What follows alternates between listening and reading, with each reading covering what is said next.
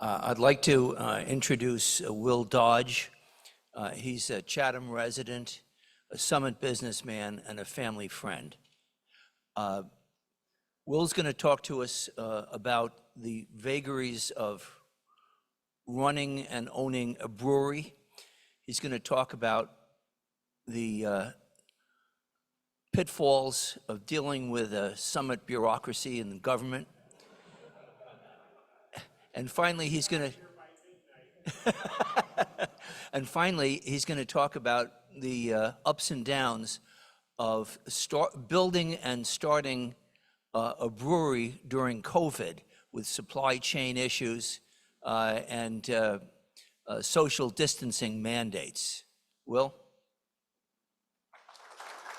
Thank you so much, Joe. I'm used to drinking while I'm talking, so it's water though, so it's all right. I asked if I could bring samples, and they said no. I was a little disappointed. All right, so again, my name is Will Dodge. Yeah, there we go. Sorry, I'm a little taller. There we go. Okay. So my name is Will Dodge. I own the brewery in Summit, New Jersey. Opened in December of 2020 in the middle of COVID.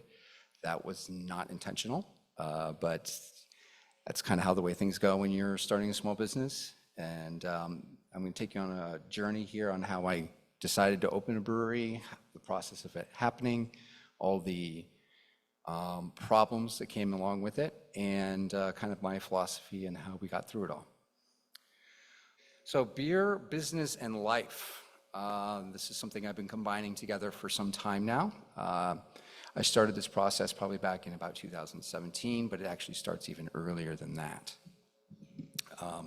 My philosophy started with John Adams. Every problem is an opportunity in disguise. And I truly believe that, especially after opening a small business. Something I kind of learned in the finance industry. I'm also a retired finance guy. My favorite quote is actually, though, beer is proof that God loves us and wants us to be happy. So between these two quotes, I've been able to weather the storms that are of many when it comes to owning a small business, and especially an alcohol producing one in the state of New Jersey. The brewery, for people who don't know, is located in downtown Summit, right on Springfield Avenue, same block as the Roots Steakhouse. It's a pretty tight space, but I wanted something that was walkable to the other interesting parts of the town, and it came from my experiences in Dublin.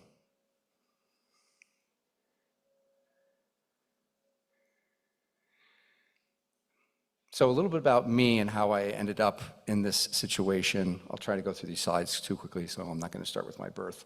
But I went to high school in Lancaster, Pennsylvania. Interestingly enough, I went to school with this girl named Gretel, and her mother's name was Carol Stout, and she is, Carol Stout, and she was the first American brewmaster, female American brewmaster since the end of Prohibition. So it was kind of random that I was just in the presence of a very, very important brewer in the country, and I knew her and didn't know that that's what my future was going to bring. Lancaster comes up later in the conversation too, actually. From there, I went to the University of Maine, where I learned to make beer with my fraternity brothers. I did go to class sometimes.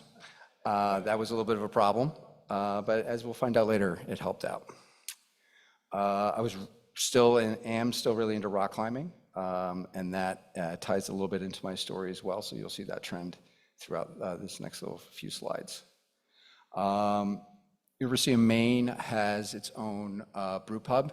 This was a long time ago, so that was a little bit unique. Maine has a lot of microbreweries, and it kind of started there along with Vermont and Colorado and stuff. So I kind of got in early with consuming nicer and more complex beer. My father was always buying import beer, so I think my first beer I ever had was like a Bass Ale from England. So to start off with that kind of stuff and then switch over to Bud Light didn't really work for me. So, but I was still having some problems in school, needed to do some soul searching. So I went on Knowles National Outdoor Leadership School trip, which did a month in the Wind River Mountain Range. Climbed Gannett, which is the largest peak in Wyoming. It's 13,800 feet. That's the summit there. We did some glacier travel as well, see on the left there. And while I was doing my soul searching, I was able to find my, my notebook. Can't really read. You can read it on my screen at home, but that's a scan from my notebook where I was listing out, what I wanted to do with the rest of my life. And there was a lot of things on there like hospitality and kind of running the party instead of just being at the party. And kind of realized I wanted to shift into hospitality management. So I changed schools and I went to Lynn University in South Florida, which was a big change from northern Maine to South Florida. So beaches are nicer, girls are friendlier. So I went to Lynn University in Boca Raton, Florida, graduated with a degree from the business school in hospitality management, specialized in sports administration though, because I was still, as you see, really into rock climbing and thought that would probably be something I would do in the future. I always dreamed of having my own small business and thought it would be like some sort of rock climbing gym or some sort of guide service or something like that. During that program, I had to go to do a semester abroad, and I chose to go to Dublin, Ireland. Dublin, Ireland is a very special place for beer. I've been playing around with making beer a little bit here and there, but it was mostly just with my fraternity brothers at that time. And then when I went to Ireland, I went to the Guinness factory, learned a lot more about beer, started learning about the more complexities. For instance, that water is a very important ingredient in beer. In fact, Guinness exists, and the Irish Stout beer itself exists because of the water from the Wicklow Mountains, which is this valley right here that we're looking at. And it has a lot of shale and bicarbonate, calcium bicarbonate in the groundwater. And that creates a very soft water, which is very conducive for the Irish Stout style, which everyone knows is Guinness. I also got to go over to London and Switzerland too a little bit. So while I was in Ireland, I got to spend a lot of time in the pubs, fell in love with music, fell in love with the crack, as they call it, where it's good conversations and beer and music, and it's just a really special pub-type atmosphere that you can get a little bit in the US, but it's very special when you go over to Europe. From there, I moved to Boston after I graduated. Lived near the Boston Harbor Hotel there. I was still rock climbing a lot. I became a rock climbing instructor. Went back to school again, this time for a degree in graphic design. And that's also where I met my wife, Sarah. I was her rock climbing instructor. So that's kind of how important rock climbing was to me, because I got to meet Sarah that way.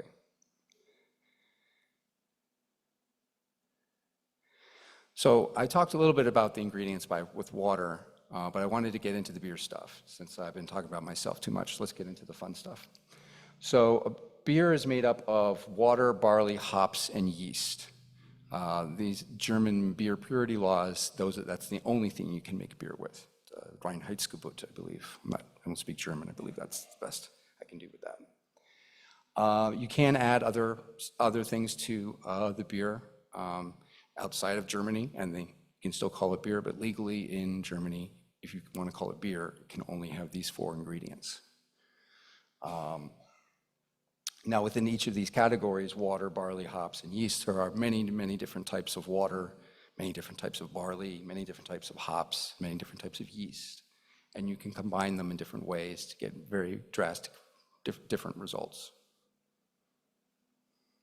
So for anyone who doesn't know how beer is made, I put together a very descriptive diagram that I think is very self-explanatory. All right, maybe a different one. All right. I guess that graphic design classes didn't really pay off. All right, so this is a better one. I'll still walk you through it because it's a little small on some people's screens. But basically, we start off with milled grain. And it goes, if you follow that yellow line, it'll go into that yellow container there with a little bit of red. And we put our hot water in there as well. So we mix the hot water and the grain together, making like a hot porridge, basically. And the hot water extracts the sugars from the malted barley. Malted barley, when you just eat it straight, tastes very similar to like grape nuts. It's actually quite sweet once you start chewing on it. So the porridge, which is called wort, W-O-R-T, is a very sweet, very sticky liquid. And we keep that heated for about an hour, hour and a half or so to extract these sugars from the grain. And we strain the sugary water out the bottom through a sieve or false bottom. The grain remains behind, and we'll feed it to, give it to a local farmer. We'll feed it to his pigs or cows. And we use the wort, and we bring it over into our next vessel, which is a boil kettle, where we boil the beer, or the wort, I should say. And at that point, we can add in our hops and potentially other ingredients if we're not making a German-style beer. Cool it down by running it through a heat exchanger. So the hot wort goes back and forth through these metal plates, and on the other side of the plates, we have cold water. And through conduction, we can transfer the heat from one to the other. The hot water is then recycled for the next brew session, and so we can save on energy. And then the cooled off wort, which can be at room temperature or even below room temperature, will go into a fermenter. We add the yeast into the fermenter. The yeast consumes the sugars and releases CO2 and alcohol. At that point, it's considered beer. And we can either put more CO2 over it or leave it as it is, depending on the beer style. And then from there, we can either keg it or can it for whatever type of packaging we want. Or if you're lucky like me, I get to just drink it right out of the tank, which is fun.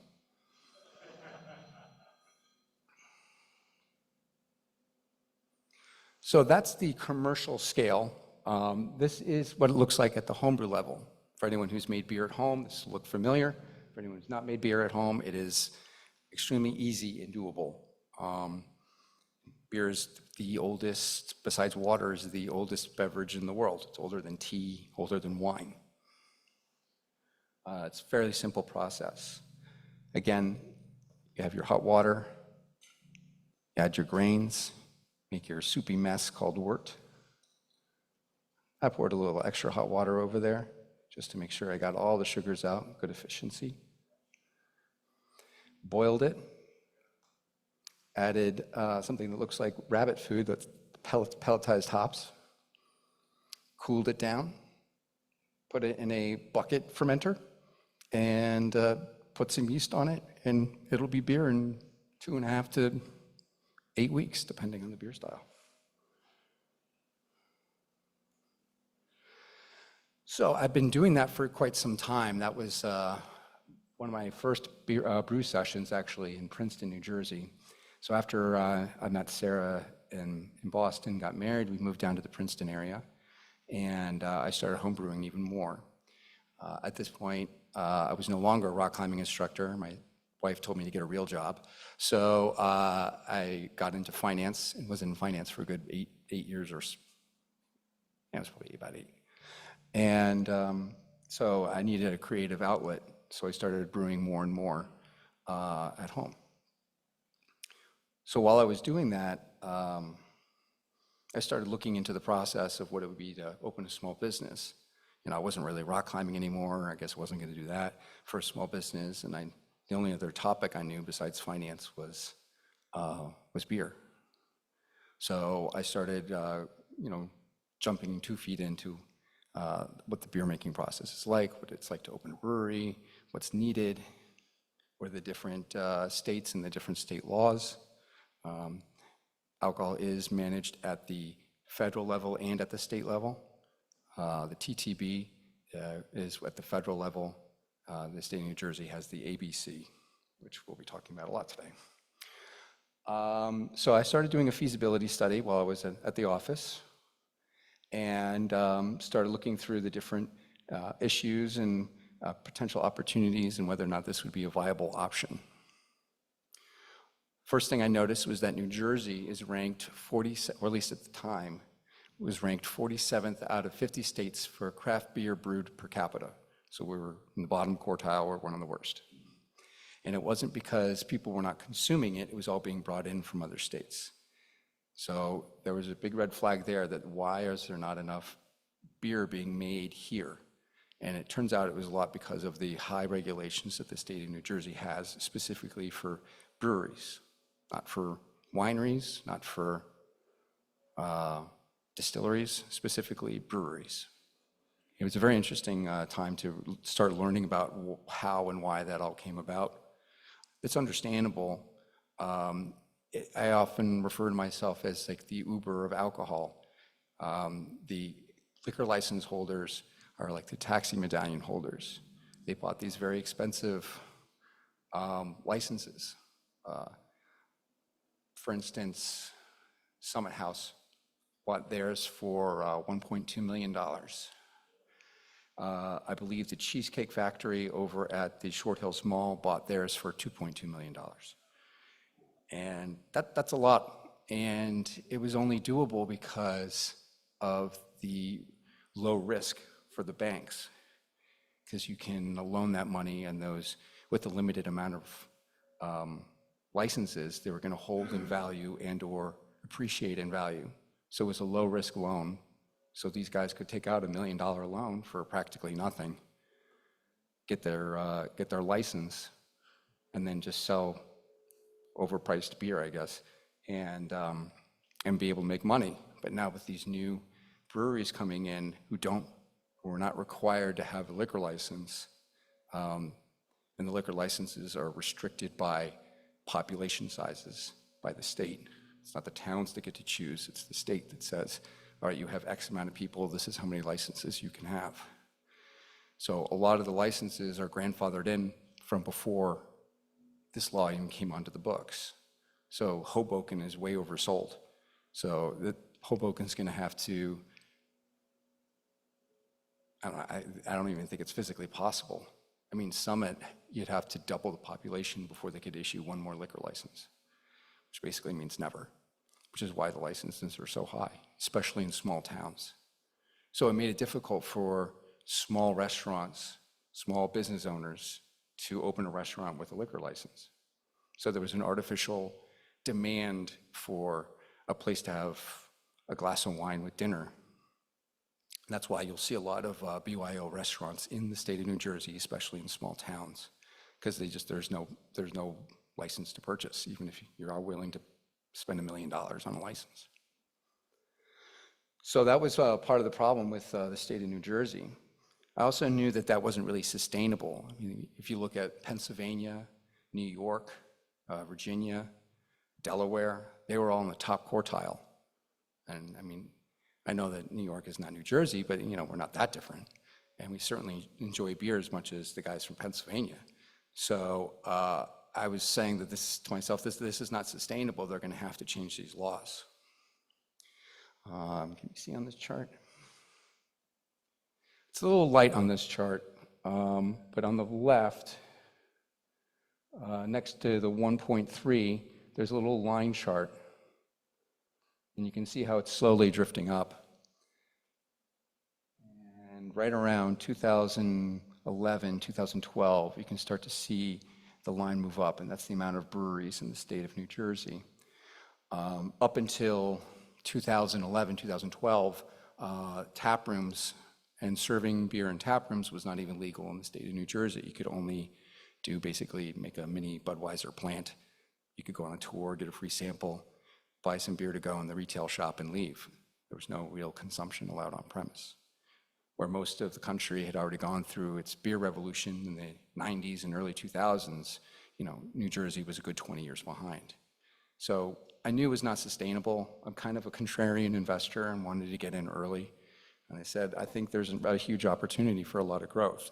and the laws are going to change. They've been pushing to change laws for a long time, the New Jersey Brewers Association, and I anticipated that they would. So I decided to go forward. So while I was running these feasibility studies, I started to have to start thinking of a name. What's in a name? What's the most important thing you're going to try to convey? And so while I was studying for this, doing these feasibility studies, I was also studying for the CFA designation, the Chartered Financial Analyst designation. And it's a very difficult exam for those who don't know, and it's almost like a different language. Every single securities and strategy and issues that come up in the finance world has its own funny names and unique words. And I realized as I was building my business that you have to have unique words. There's over 9,000 breweries in the United States, and each of them have dozens, hundreds of beer names, and a lot of them are taken. So I had to find something where I knew that I could have a series of names that could kind of communicate with each other. You would know that they belong together. Maybe you're not sure know why, but you know they kind of like, oh yeah, that's some sort of financial term. So I decided I was going to make a financial themed brewery. It made sense because the Summit, New Jersey is 40%, I think 40% of the income from Summit are finance, mostly hedge fund guys. So I started off with, the bull and the bear facing off against each other over some beer barrels. Makes sense. I was heavily involved with this process because I'm not as terrible at graphic design as I pretend to be, but so I was involved with that process. But soon after I made it, a few of my beer buddies were like, dude, that looks a lot like Firestone and Walker. And I'm like, no, it doesn't. Like, yeah, it does. You're gonna get sued. I'm like, all right, fine, I'll change it. And so before I changed it, I actually called up the owners of Firestone and Walker, which is a big fancy brewery out in California with lots of money and lawyers on retainer. So I wanted to appease them most definitely. So I called them up and asked them, and they basically gave their input. And so I just turned the bull and the bear facing away from each other and took the barrels out, and no lawsuits. Yay. So I picked the bull and bear. It was for a couple different reasons. It's an easy logo for people to recognize. It kind of communicates. I thought it communicated more. Not everyone realizes it, but that it was going to be a finance-themed brewery, and it was available. That's for usage. The www.bullandbearbrewery.com was available, which you'll find out when you're starting small businesses that URLs are usually taken, and they're being held at ransom. They're not even using it, but they want to get paid a lot of money for them. So the URL was available. The LLC name was available as well in the country, so I was able to use that. There are a few other businesses called Bull and Bear. There's one, what is that, diner? I believe there's a diner somewhere in the state of New Jersey, I think Central or South Jersey. There's a dumpster company randomly. And people think I'm associated with that. I'm like, no, I wish. I have lots of garbage I want to throw out. And then there's a bar in New York. So luckily the New York one doesn't really count, and the ones in New Jersey, the diner is considered retail and I'm considered manufacturing, so it's still considered different industries. So I was able to use the name. So I had a name and I had an idea of what I was going to be doing, but I needed some help.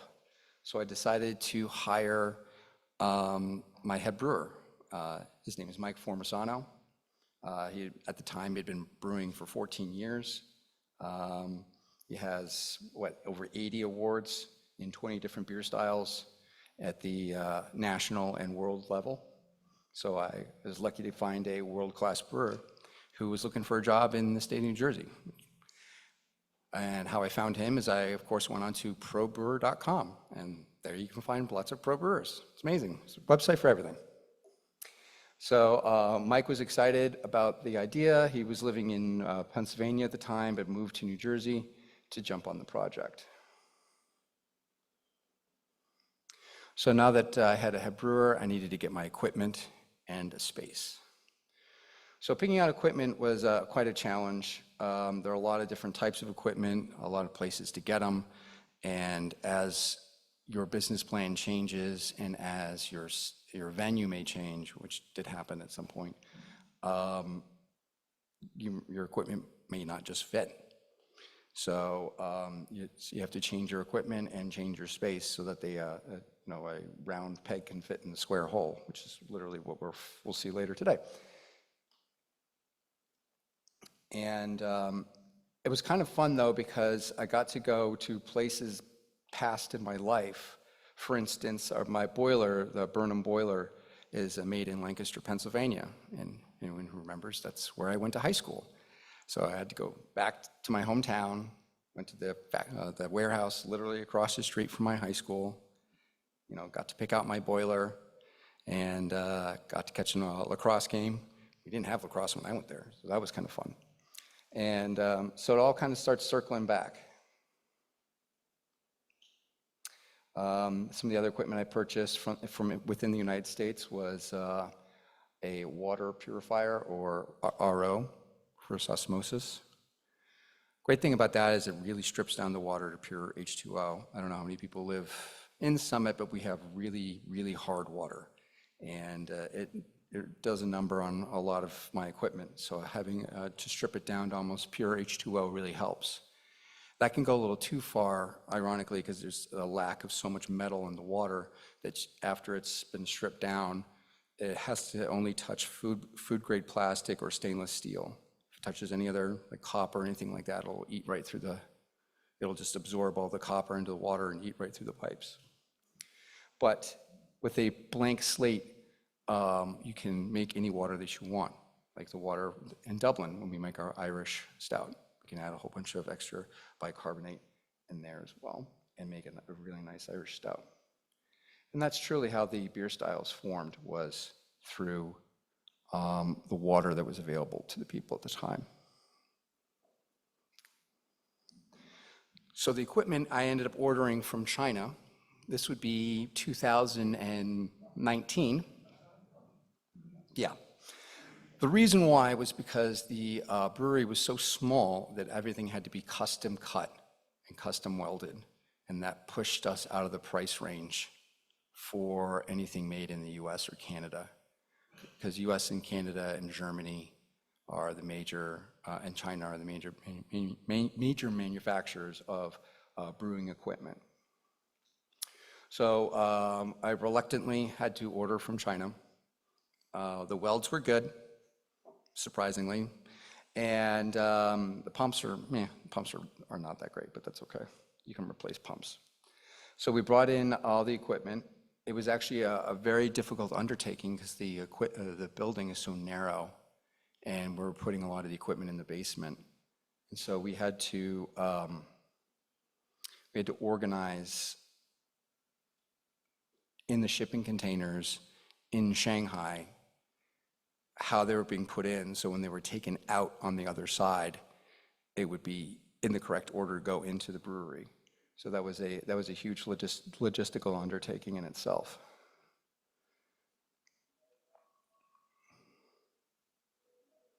So that's what some of the fermenters and bright tanks look like on the left. They were shipped on the Humane shipping vessel. They went through the Panama Canal, and I watched my ship the whole way, which was a lot of fun. In the middle of when it was being shipped over, our previous fearless leader, who's now going to be our fearless leader again, decided that he wanted to put a huge tax on stainless steel from China. And I was watching that boat every day going like, get here a little bit faster, but come on, let's go. Luckily, I found out somewhere in the Caribbean, I found out that there was actually a loophole for brewing equipment on stainless steel. So even though it showed up afterwards, I didn't have to pay the additional tax, which was nice.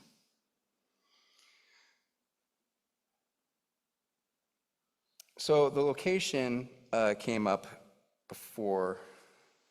This guy's always trying to sell me something. And so we weren't really sure where we wanted to have the brewery. I was thinking about Summit as was one of my first choices. I was looking in Montclair, I was looking in Morristown, and I was looking in Westfield. And it was amazing because as I started looking in Morristown, like a month later, as I had been visiting different buildings, all of a sudden, somebody announced that they were going to be building a brewery in Morristown. All right, time to move on. So I'll pick a different town. So I was like, all right, Montclair, I'll go to Montclair. And then a month later, Montclair announces they're going to be having a brewery open. I'm like, oh, I'm picking the towns and I'm picking them in the order that they're coming out. So then I was like, all right, maybe I'll go do Westfield. I find this building, looks great, about to put a bid in on it. Ran into some problems with the building after I put the bid in, rescinded my bid. Said, you know what, no, I'm not gonna do that. I'm not gonna build here. And the day after I rescinded the bid, Westfield announced that they were gonna have a brewery opening, like a block from where I was about to build. So I dodged a bullet on that one as well. So finally I settled on Summit, which was kind of the original town I was looking at. I live in Chatham Township. We live closer to the Summit downtown area than the borough, so it's more of our own downtown. And that's kind of what motivated me to build the brewery in the first place. It's because there's just too many BYO places in Summit and needed another place to have a pint of beer.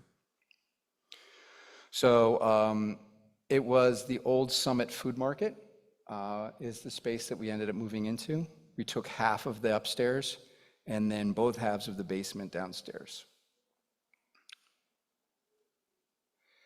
And right around this time, where are we? Not quite yet. Here you can see the boiler being moved into the position. We had to put it on a block and chain. We had to build our own temporary arch and then lower down the piece into the basement. And each of the, many of the fermentation vessels went down in a similar fashion. That was the heaviest one, so I took pictures of that. And the planning was going underway. So we used actually Studio 1200, which is out of Millburn, New Jersey. It's a great place to design a brewery if you want to build your own. They also do houses as well. But they also designed the Blairow Snort Brewery, which is in the Meadowlands area. So that was pretty cool. We had some experienced architects be able to help us design this all out.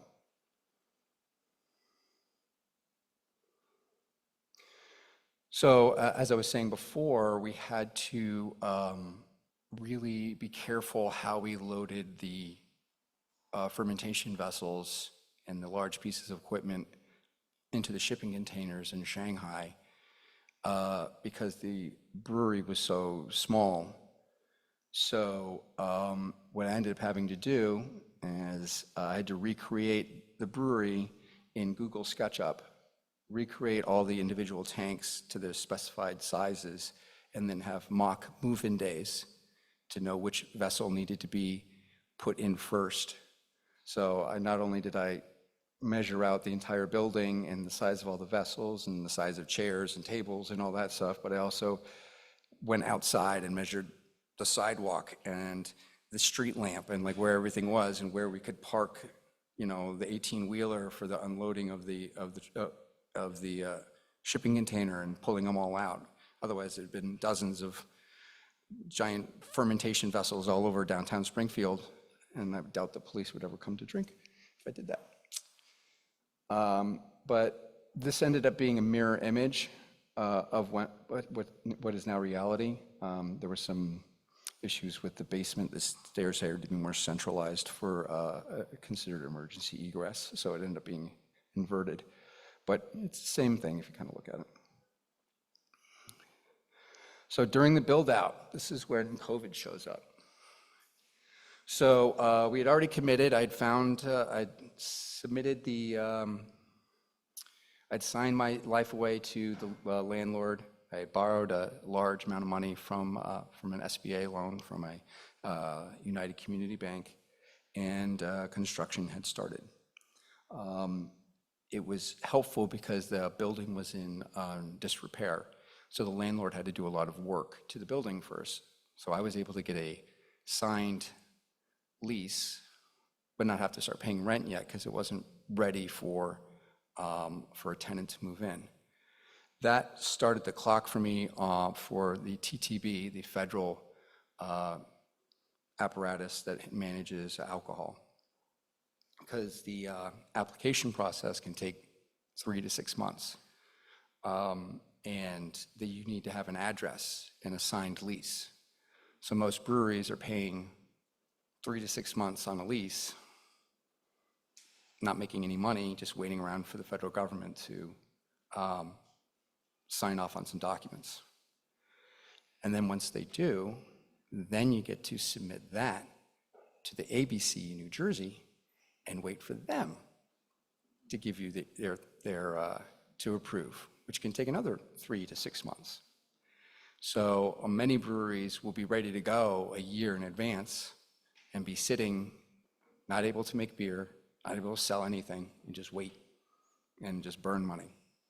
So I had the bright idea of finding a building that was in disrepair, getting the lease signed, not having to pay, starting the clock, and before I even had to pay 1 cent of rent, I'd already had the federal government approve my license. So I only had to probably pay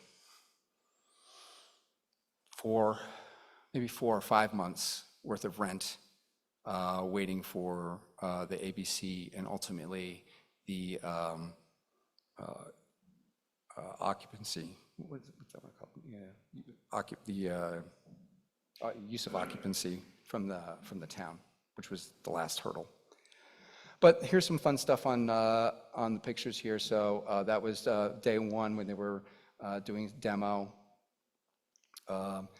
Construction started just before COVID.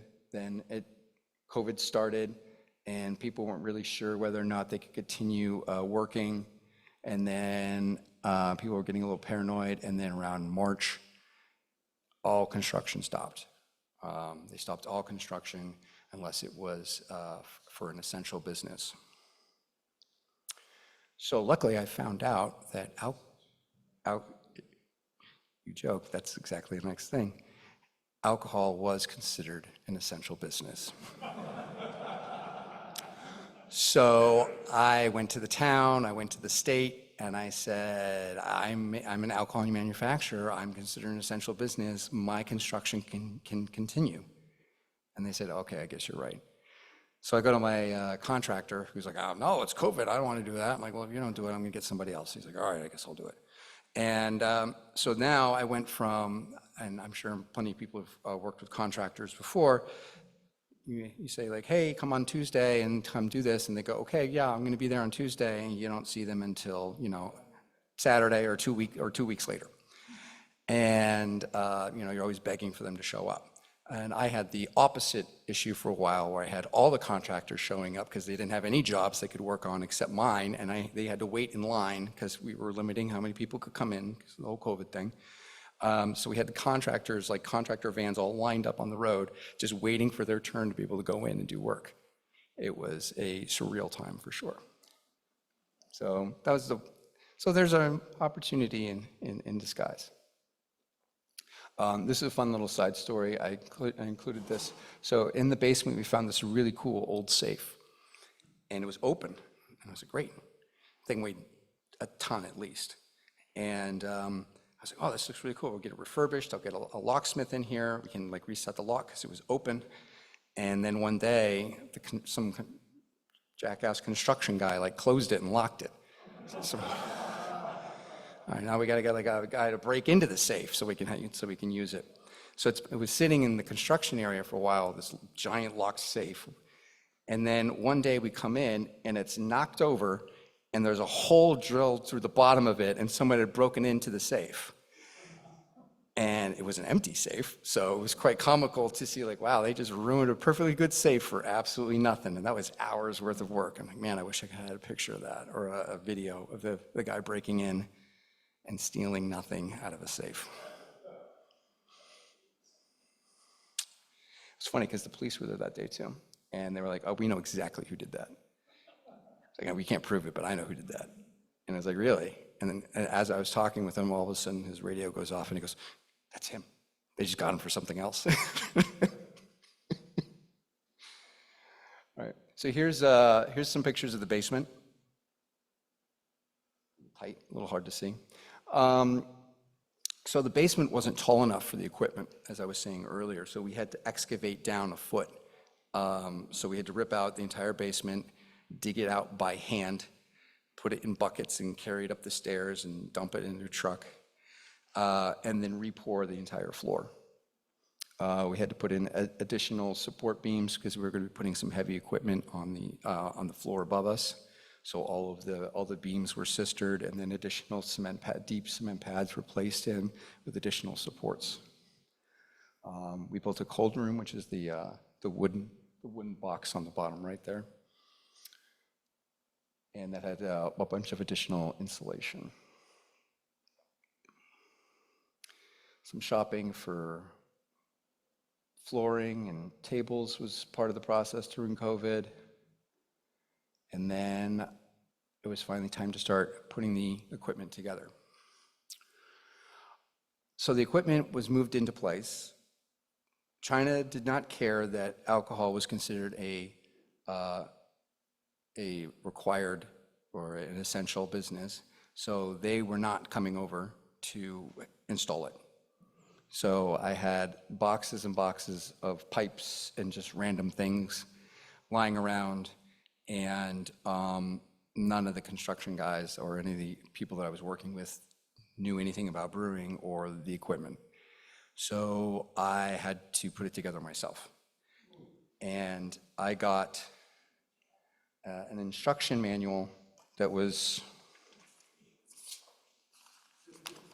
maybe this big, probably less. Yeah, it was this big, all in Chinese. Not like multiple language, just Chinese. Half of it was handwritten on how to put it together. It was like, so there's 20, 30 vessels, and there's like, millions of parts, and I have, the user manual for my caulking gun has more pages than that did. I was like, all right, this is gonna be a nightmare. So, 2-3 weeks later and 20 pounds lighter, I was able to piece it all together. I used Google Translate, amazing. You just hover it over there, it just translated it into very weird words. Sometimes it would say gray mountain, and other times it would say cold water. And like, probably means cold water, maybe. Might be a gray mountain thing, I don't know, but blue water, we're gonna go, or cold water. So it was a pretty comical, stressful time. I can laugh about it now. I cried a lot then. Let's see here. So finally we got to commercial brewing. My entire life I'd always been doing like home brewing. And all while the construction was going on, I was home brewing in my backyard in Chatham next to my neighbors, Michelle and Rory, who I believe are here today. Hey guys. And they got to watch firsthand as I was making beer in my backyard with my head brewer, Mike, and they got to do some taste testing, which was a lot of fun for them. And so all during that time period, I was making beer in the backyard, but now we were finally able to actually go at the commercial level. Another reason why I hired Mike is because he was a commercial brewer before and knew how to translate it from, me picking up a plastic bucket and going like that to like, all right, we need to sanitize this pump and then run it over here and then pour a whole bunch of acid on that could burn your hand. And it's like, what? All right. So the commercial brewing finally started. That was probably in October of 2020. And we were frantically trying to get open. We were running out of money. COVID was costing me a lot. We were getting down to the wire. Oops. So we started getting the beers in the tanks and started fermenting. There was a lot of last minute things as we were frantically trying to put the sign up on the door. I think we put it up like the day before. I think we put it up like the day before the grand opening. The sign went up on the wall. I've been calling that sign guy for months, going, "Where's the sign? We're opening, we're opening." Finally got the chairs. The chairs arrived. The growlers, these big glass bottles here, arrived during the grand opening. So the grand opening had already started, and like we were cutting the ribbon, and the guys were rolling in with like, you know, cases and cases of bottles, and I'm like, give me a minute. I got to cut the ribbon with the mayor. I'll be right back with you. Um, the cold room had all of its FOBs, foam on beer, and the tap system lined up. Last minute shelving was purchased. Don't know if you can see that one. That's a whole bunch of kegs that finally showed up about a week or two before, so we could actually start kegging the beer, and our tap handles. A whole bunch of last minute stuff. But then finally we reached the grand opening, December 4th, which I never thought was going to come up. And we had all the glassware set up, had all my employees lined up, trained them all on how to pour beer and how to use the point of sale system. And that was our first purchase, $5 bill. I was going to bring it today. It's in my car, actually. I leave it in my checkbook. And we launched with 4 different beers. This was one of them. It was a hazy IPA. But then we also launched with a Belgian double, I believe a Kolsch, and a pale ale. So here you can see we're cutting the ribbon. That's Mayor Nora Radis, Mike Formosano, the head brewer. And then finally, we shifted from building a brewery to operating a brewery. The build out wasn't too difficult. That's not true, it was extremely difficult. But there was not a ton of interaction with the government. Besides the application process with the TTB, which is, you know, a binder that's 1.5 inches thick of just paperwork and paperwork and paperwork, and I had to hire a lawyer to help me with that. It was just so much. And then the same with the ABC. It was just an absurd amount of documentation. It took, you know, weeks to fill it all out. Besides that, they left us mostly alone, probably because it was COVID and no one was coming out to do inspections or do anything anyway. So I kind of went under the radar. But now that we were finally open, now they were very interested in what we were doing and what I was doing and what I had to say. So operating a brewery became very challenging.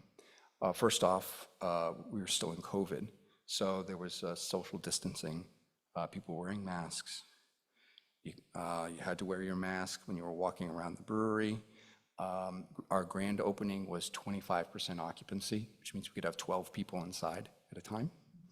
So most people sat outside. Ironically, the outside was so packed, I'm like, it's safer inside, guys. You guys are like, there's 60 of you guys out here. You're like shoulder to shoulder. I think, go inside, there's nobody there. But yeah, everyone were troopers, and people were sitting out in the cold in January and February when it was absolutely freezing, and drinking cold beer. We had the little space heater things going as much as we could. It was blowing through an absurd amount of propane. But people stuck with us, and it was very rewarding. So owning the brewery, it's just not selling pints to people. We also realize that you have to have diversified sources of income. So merchandise is an easy one. To-go options like the glass growlers I pointed out earlier, or cans to go, are other options as well to help, you know, just get a little bit more on each bill. The big stuff, though, is distribution. Majority of breweries, a lion's share of their income comes from distribution, selling to bars, restaurants, and liquor stores.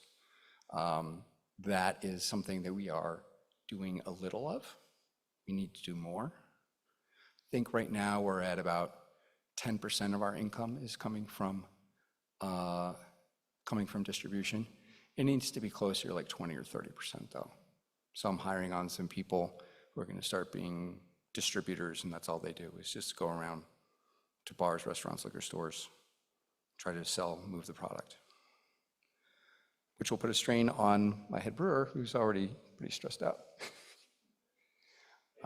Yeah, We got a diner across the street that has draft beer. perfect. I will go see them tomorrow.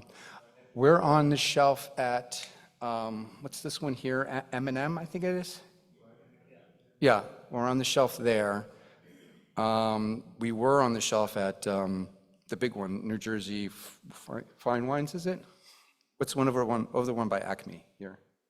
Yeah, we were there, and then we got a new beer purchaser, and he didn't reorder with us. So, you know, I'll break his kneecaps later. Let's see here. Yeah. Oh, and the cans. So graphic design school. Hey, it's back. I started using my graphic design skills to help design the cans as well. So that saves you a lot of money when you don't have to do that. All right. Am I ready for the next one? I think so. Right. So now we're going to go back to Dublin. So back when I was in Dublin, I loved the pub type atmosphere. And it's called The Crack.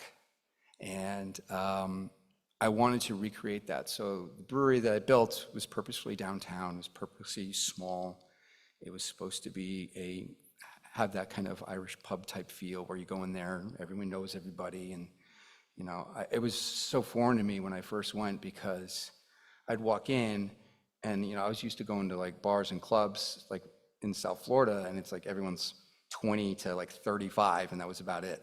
And I go into a pub and there's like a little old lady and you know, a mother and a baby in a carriage. And I'm like, you have a baby in a bar? What the hell's wrong with you? But it's a pub. It's a public house. That's what they were. And so it was really foreign to me and interesting. And then when I came back to the US and started going to breweries kind of picked that social, I don't want to say stigma, that social feel kind of went into the breweries where families were going in there and they're bringing their kids and they're bringing their dog and, you know, and it's grandparents, and it's not just a bunch of 20-somethings looking to get banged up and make bad decisions. And it's older people making bad decisions. So, so I wanted to recreate that. And I wanted to have that feel, and I fell in love with the music too. So we decided we were going to start playing music. And that's when the government got involved again, because why not? So in the state of New Jersey, this is not true now, but at the time, for quite some time, the state of New Jersey would restrict breweries specifically on how many public events that they would have a year. They were allowed to have 25 public events a year. And anything and everything was considered a public event, from live music to open mic, trivia night. If I played a postseason game on the TV, it was considered a public event, and I had to apply for it at least 10 days in advance. And right before they got rid of it right before I opened, but it used to be that the attendants would have to pre-sign up, provide contact information, including their address, their phone number, their email, and I had to submit that all to the state. Big Brother's watching. So luckily they got rid of that part, because I was gonna be like, I'm not doing that. Because I was like, that's really creepy. But anyway, so they got rid of that part, thank God. But they did limit us to 25 times a year. So I had to submit no less than 10 working days in advance of the event and wait for the approval and all this other stuff. And it was a big pain, and it was a little absurd because, you know, I started asking annoying questions, because that's what I do. Like, well, I like to play cards. I like to watch poker. Everything is called the World Series of Poker. Does that count as a postseason event? And they're like, please go away. I was like, okay, that's fair. And then I would ask something else, like, well, how about my friend? Like, they have like pictures that they can hang on the wall. Can they hang the pictures on the wall? They said, yeah. I said, can they put like a price tag and a way where they can contact them? Oh, no, you can't do that. So, okay, can I have a politician come in and do a speech? And they said, yeah, just not more than 25 times. Like, so now you're limiting public or political speech. in my space, and they said, please leave. They don't like me, and I've been very vocal about that. So luckily they changed that this past February, thank goodness. So now you can have as many public events as you want. So I am much, much more agreeable with them now. But that was a very difficult time for many breweries because we didn't really know what was legal and what wasn't. Anything and everything that wasn't a completely normal day, it might be considered a public event, and you might get in trouble, might lose your license. So, but the music is a great draw. Live music has always been a great draw for the brewery, and we started doing it more. So, we do not have a cabaret license, so do not pass that on to anybody. That means that's a license to dance, just so you know. This is like Footloose. So, yeah, to dance. Yeah. So, so we started having lots of different events. We have a Halloween, we have a Oktoberfest, and it's fun. That's my wife there and I think my kids are there dancing as well in one of the next pictures. And it's basically we throw a party every week and then pay other people to clean it up, which is awesome. So every week we get to throw parties, and we have the crack, as I said before, a good time. And I think I have some more crack pictures here. Here we are. It's my daughter dancing away. Me with a broken foot. He dropped a keg on it. Don't do that. It hurts. And we met a lot of really special people. We met a lot of patrons through that. We've met a lot of musicians through that. Now we're having music almost every weekend. We made friends with a lot of those musicians. Some of them are very special people. One friend of mine, Steve Hogan, became very close with my wife and I. And then sadly, we found out that he had pancreatic cancer. And he was my age, so he would have been 43. So, is that math right? Maybe 44, I guess. Anyway, so he was a great friend of ours. He played at our space a lot. Sadly, he passed. But before he passed away, he asked that we make a beer and name it after him, and so we did. We named it Hoagie's Heroes, and we were going to donate the proceeds to pancreatic cancer research, and I think something else, another nonprofit that he wanted us to use. So this is in April. He passed away, and we were making the beer, and it wasn't ready, and he didn't even have a chance to try it, sadly, because the beer wasn't going to be ready until I think May 7th, I believe, was the target date. And unfortunately, on May 3rd, the ABC showed up and decided to shut us down. So I had been getting into some arguments with the state of New Jersey over some sales tax issues. Now, when we first got our license, it was a temporary license because they were not doing inspections because it was during COVID. So my temporary would expire every 2 months. So I would have to reapply every 2 months for my license. And as I was going back and forth with the state of New Jersey about a tax discrepancy, they decided that they were no longer going to allow the license to be renewed, or the temporary license to be renewed for another 2 months. So I said, well, what do you want me to do? They're like, well, you're gonna have to shut down. I'm like, no, you can't do that. Like, that's your fault. You guys screwed up and you fix it. And I said, I'm not gonna shut down. And they said, well, we'll make you shut down if you don't. And I said, I'd like to see you try. And they did. They were very good at it. I fought the law, and the law won. They got tired of winning. They were winning so much. So I was like, all right, that makes sense. And they showed up with 13 agents and 2 police officers. It was like an FBI raid. And they all ran in and they seized everything, took all the money out of the drawers. They seized all the beer on the premise that they could carry. They couldn't carry most of it. And then they sealed the doors and locked them. And then I had to travel through the New Jersey court system. They charged me with 2 felonies and was potentially facing 3 years in jail. And I had a great lawyer. He actually used to work for the ABC, and we finagled a deal where I didn't have to see any jail time. I had to pay a ton of fines and do a ton of community service. And we got back open about 6 months later. So 6 months down, but we relaunched in October of 2023.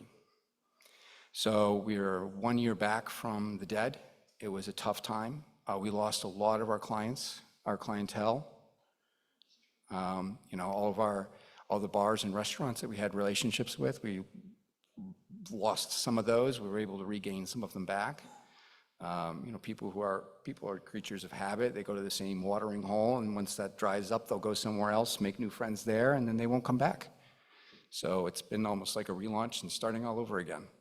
So we're still down a little bit, probably about 14 or 20% down from where we were before the shutdown. It's a little bit difficult to decide whether or not that's exclusively because of it, though, because there's also been a lot of inflation since then. People have been doing a lot of less discretionary spending. But hopefully things are looking a little bit more positive in the economics, and hopefully we'll have a good season here in November and December. January is always very slow for us. So if you're thirsty in January, please stop by.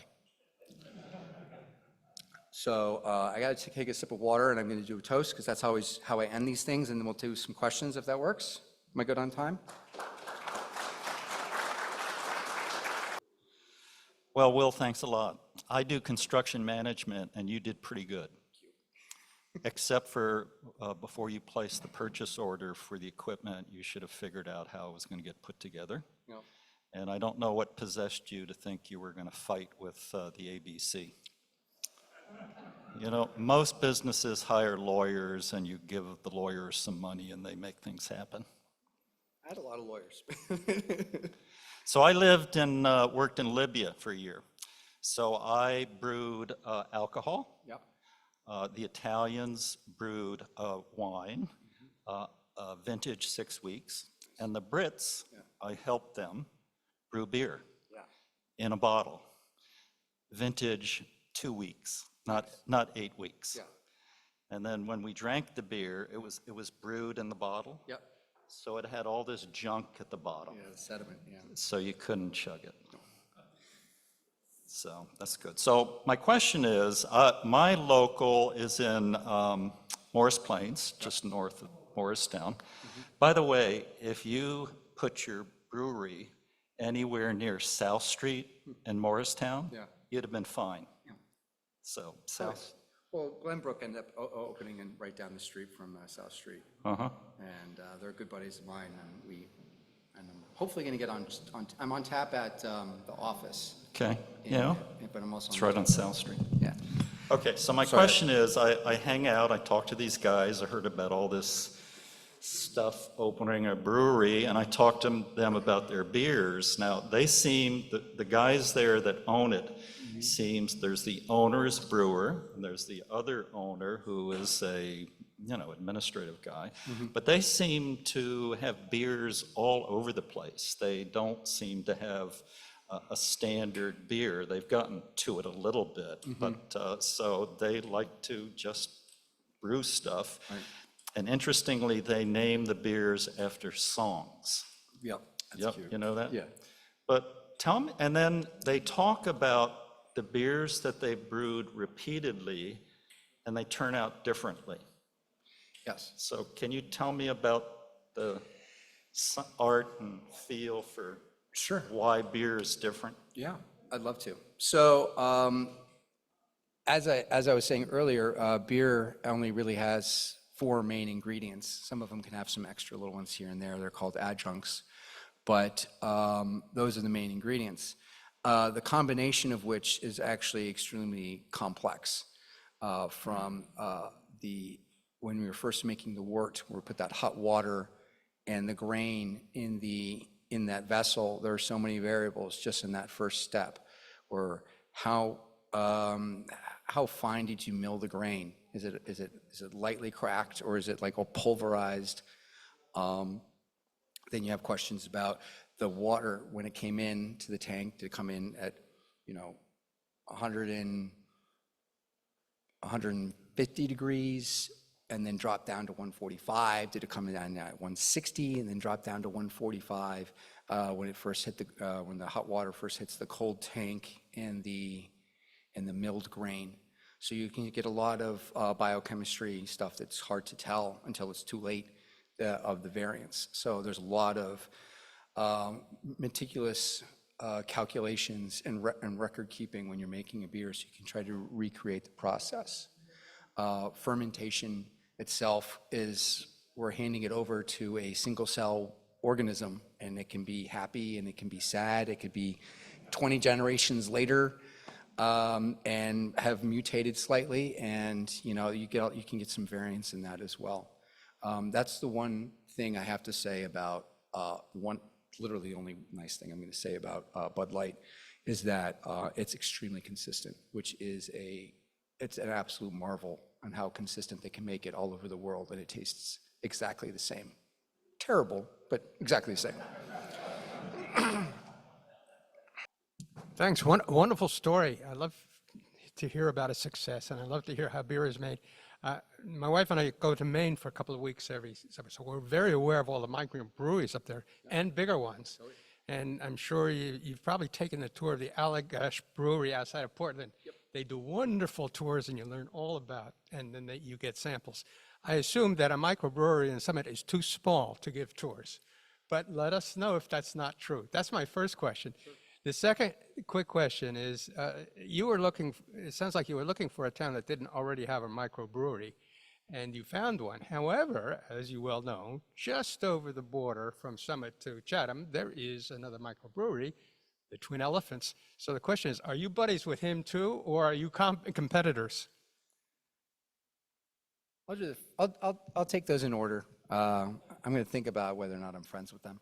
So I'm just kidding, they were great. So as far as tours, actually that was one of the things that was required. The state also required tours before you could purchase each time you came to visit. So if you came every day, you had to take a tour every single time.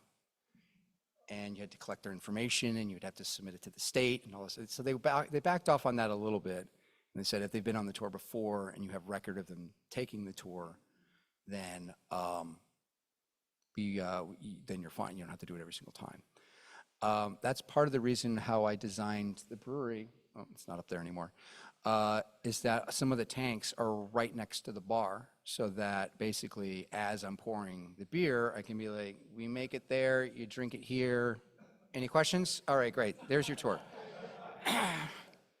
I mean, we give a little bit more than that, but for people who are really interested, I would be there a lot giving tours. I gave one yesterday. We weren't even open. We were just hanging out, and some people walked by. There you go. Yeah. Yeah, my wife and I belong to a temple in Summit, and the similar group for the temple guys, they all came over, and we did a big tour, and they went in the back and talked about the Torah or whatever, I'm not really sure. But they had a lot of beer, it was great. And then my relationship with Twin Elephant. So interestingly enough, I was in MASH, which is the Morris Area Society of Homebrewing, which is a homebrew club, and our meetings were at Twin Elephant. And so I know Frank and Cindy quite well.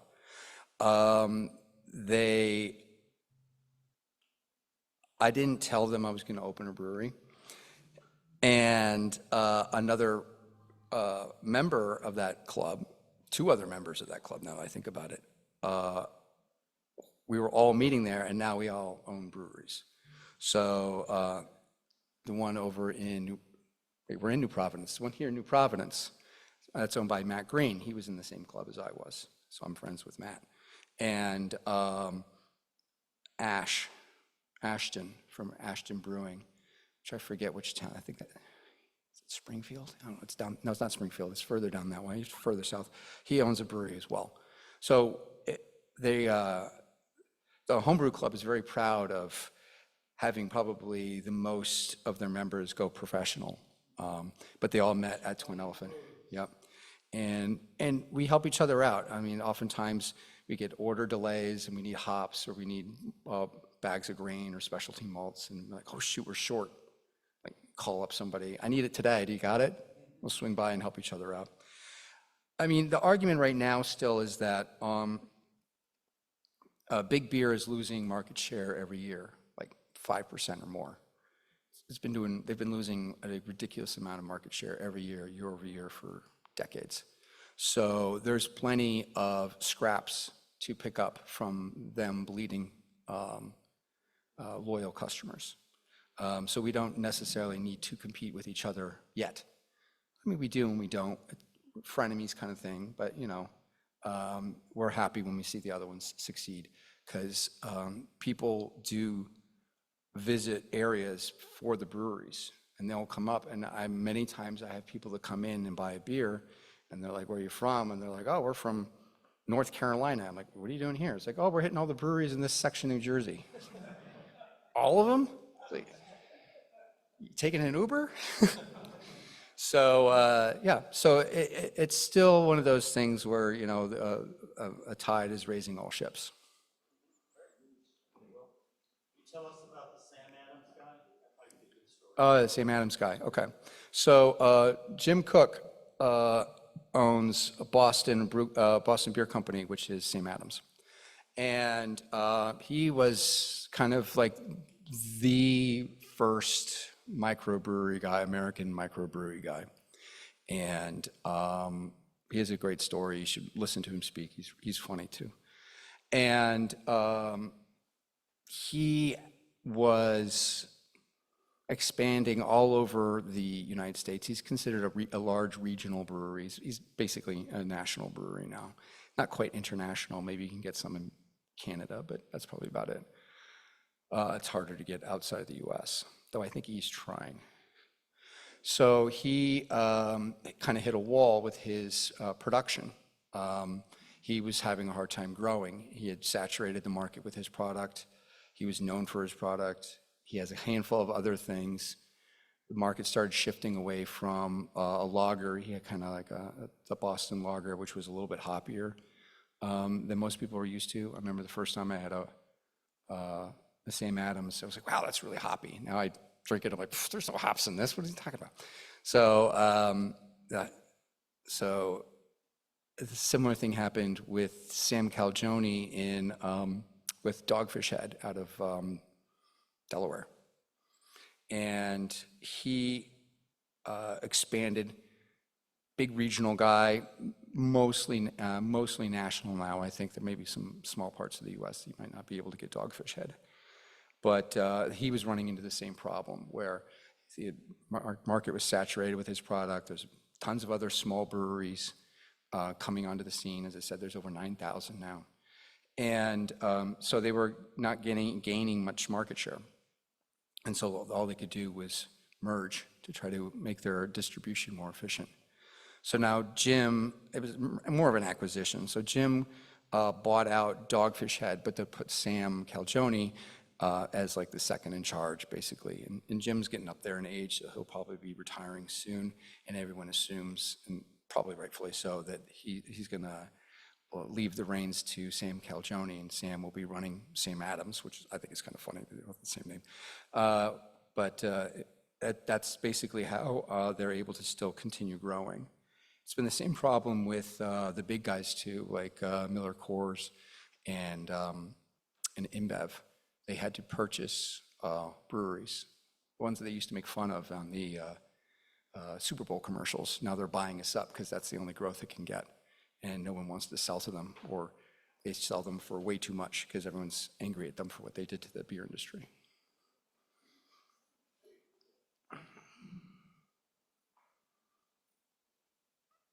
This is more a local gossip question. I live down the block from Lions Roar in Westfield. What was your spot that you looked at in Westfield?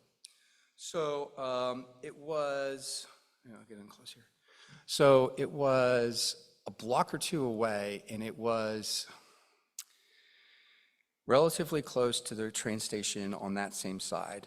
And it was on a corner, and I think that it sells, or is a retail shop that sells like secondhand stuff. And I know that, the only thing I can remember about it now is that a lot of the staff were like special needs staff, that had jobs there, but they were thinking about closing down and leasing out the space. So it was up less than a 5-minute walk from the Lions Roar in Westfield, and I dodged a bullet like nobody's business on that one. I'm sure we could have supported both of you. Thank you. Yeah, thank you. Anybody else?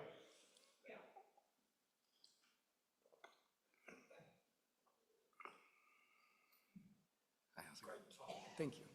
Favorite subject. Yes. Was your choice of, Get closer to the mic, please. was your choice of life work influenced by the fact that the University of Maine has probably the best collegiate drinking song in the nation? Yeah. And is singing in bars prohibited by the ABC? That's a very good question. I have asked that myself. It's like, if people start breaking out into song, do I need to notify you guys? And they told me to stop calling them. So, yeah, just can't dance. That's right. You can do it, you just can't dance. Yeah, I have asked about that before. If I put a catchy tune on and everyone starts singing along, is that considered a public event? And I tried every which way, every little loophole. I did get one of them to say that if it's not amplified, because I was reading the fine print, and I said, like, if it's not amplified, that it's not considered an event, right? And he's like, yeah. So I'm like, okay, great. I'm gonna get all my buddies that play Irish tunes, and they're just gonna sit in the corner with their violins and guitars and no mics and just play. And that's not considered an event, right? He's like, well, and I'm like, yep, that's what you said, bye. I wonder how I got shut down. I don't know. Does it ever happen in your bar? Oh yeah, definitely. We have live music once or twice a week, and oftentimes people are singing along. I highly recommend coming for our St. Patrick's Day extravaganza. That's usually at least 2 or 3 days, and we have a lot of bands come, and there's a lot of singing along and clapping, and yeah, it's good crack, as they say. Okay. How can we find out when you have these special days? So they're usually every Friday, and it usually cycles between Friday or Saturday. It's available on the website. It's available on the poster outside of the building. It's usually available on our Facebook page, and it's available on our Instagram page if you guys do Instagram. I'm gonna close out with one toast. It's water, but we'll do our best. This is something I learned in Ireland, and it goes: "Here are to wood ships. There are good ships. They sail the open sea. But the best ships are friendships, and may they always be." Cheers.